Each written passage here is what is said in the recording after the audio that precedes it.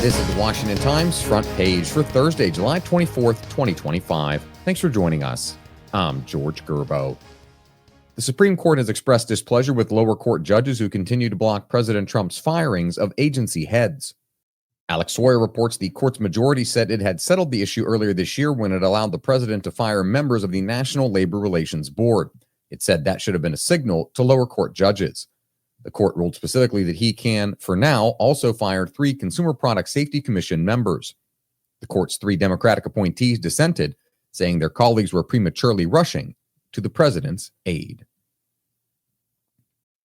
A federal judge fears the Department of Homeland Security will try to hide Kilmar Abrego Garcia from her and move to speedily deport him once he's no longer being held in his criminal case in Tennessee. Stephen Dinan reports Judge Paula Zinnes forbade U.S. Immigration and Customs Enforcement from immediately arresting Abrego Garcia when he's released in Tennessee and said he must be returned to his previous status in Maryland. The Trump administration, after insisting Abrego Garcia would never set foot in the U.S. again, brought him back from El Salvador after winning a criminal indictment against him on a charge of smuggling. For now, he remains in pretrial custody in Tennessee on that charge, though the judge in that case rejected the administration's latest plea to keep him in jail while he awaits trial. President Trump's trade deal with Japan gives the White House a strong head of steam as it nears a pivotal August deadline. Tom Howell reports Treasury Secretary Scott Bessent stressed the importance of Japan's $550 billion investment commitment and called it an innovative financing mechanism. Critics of Trump's approach said the deal would raise costs for U.S. consumers and businesses that rely on exports, despite the president's penchant for describing the tariffs as payments from other countries. A federal appeals court will hear arguments on July 31st over whether Trump overstepped his powers by unilaterally issuing those tariffs.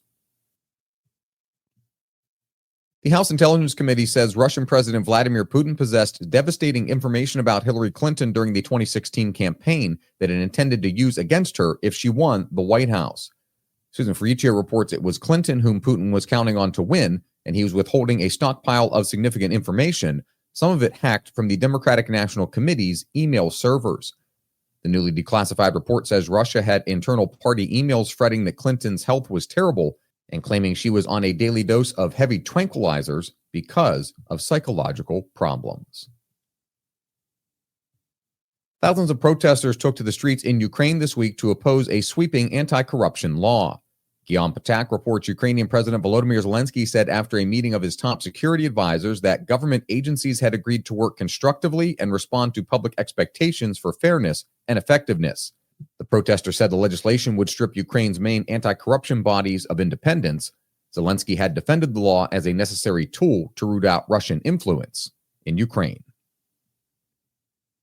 And finally, an unprecedented political movement in Taiwan aims to overturn a legislative majority via recall elections.